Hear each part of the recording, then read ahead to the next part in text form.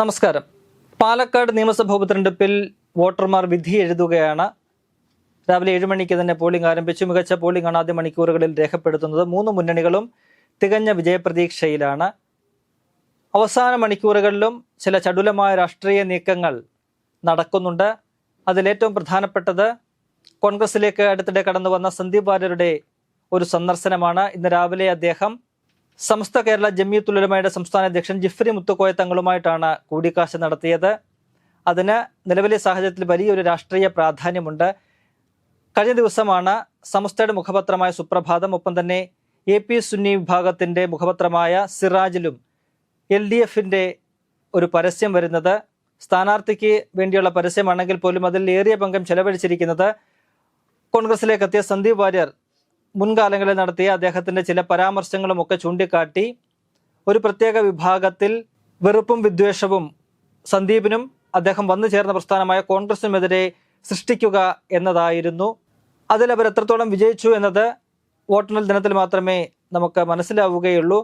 എന്തായാലും വിലയിരുത്തലുകൾ വെച്ച് CPIഎമ്മിൻ്റെ രാഷ്ട്രീയ നീക്കം പാളിപ്പോയി എന്നാണ് മനസ്സിലാക്കാൻ കഴിയുന്നത്.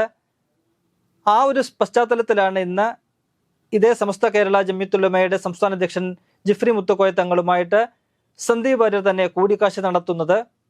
രാവിലെ അദ്ദേഹം തങ്ങളുടെ വീട്ടിലെത്തി അദ്ദേഹത്തിന് ഇന്ത്യൻ ഭരണഘടനയുടെ പകർപ്പ് നൽകിക്കൊണ്ടാണ് ആ സ്നേഹം പങ്കിട്ടത്. ഏറെക്കാലമായിട്ട് താൻ ഇവിടെ വരണം, അനുഗ്രഹം തേടണമെന്ന് ആഗ്രഹിക്കുന്നു, എന്നാൽ അത് ഇതുവരെ നടന്നില്ല, ഇപ്പോഴാണ് അതിന് അവസരം കിട്ടിയത് എന്ന് അദ്ദേഹം പറയുമ്പോൾ അതൊരു വ്യക്തമായൊരു സൂചനയാണ്.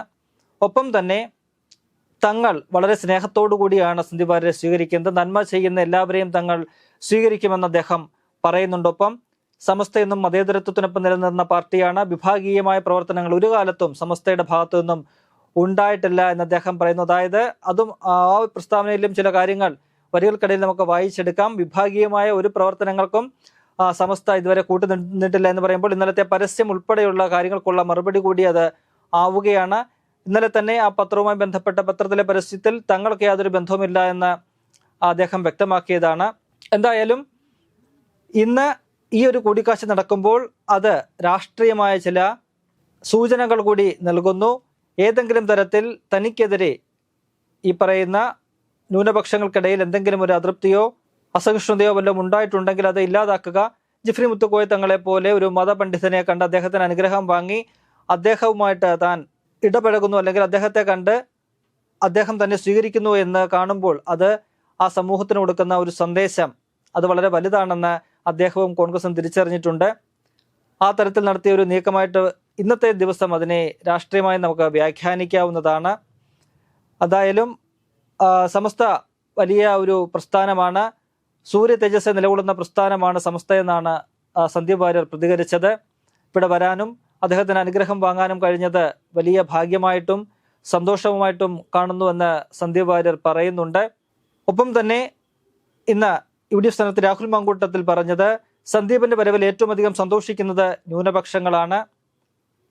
BJPയുമായിട്ട് ഏറ്റുമുട്ടുന്ന ഒരു മണ്ഡലത്തിൽ LDF തങ്ങളെയാണ് കൂടുതൽ കടന്നാക്രമിക്കുന്നത്. അത് ആർക്ക് വേണ്ടിയാണ് എന്ന് ജനം മനസ്സിലാക്കും. അത് മനസ്സിലാക്കിയുള്ള ഒരു വിധിയെഴുത്തുണ്ടാകുമെന്ന് കോൺഗ്രസിന്റെ UDFന്റെ സ്ഥാനാർത്ഥി രാഹുൽ മാങ്കൂട്ടത്തിൽ പറയുന്നുണ്ട്. എന്തായാലും അവസാന മണിക്കൂറിലും പാലക്കാട് ചില രാഷ്ട്രീയമായ നീക്കങ്ങൾ അല്ലെങ്കിൽ അത്തരത്തിലുള്ള ചില പ്രവർത്തനങ്ങൾ ഉണ്ടാകുന്നുണ്ട്. അതൊക്കെ തന്നെ ഇന്നത്തെ വൈകിട്ട് 5 മണി അല്ലെങ്കിൽ 6 മണി വരെ നീളുന്ന പോളിംഗിനെ ഏതെങ്കിലും തരത്തിൽ സ്വാധീനിച്ചേക്കാം. അതൊക്കെ മുൻകൂട്ടി കണ്ടുകൊണ്ട് തന്നെയാണ് ഇത്തരമൊരു സന്ദർശനം എന്നതും ശ്രദ്ധേയമാണ്.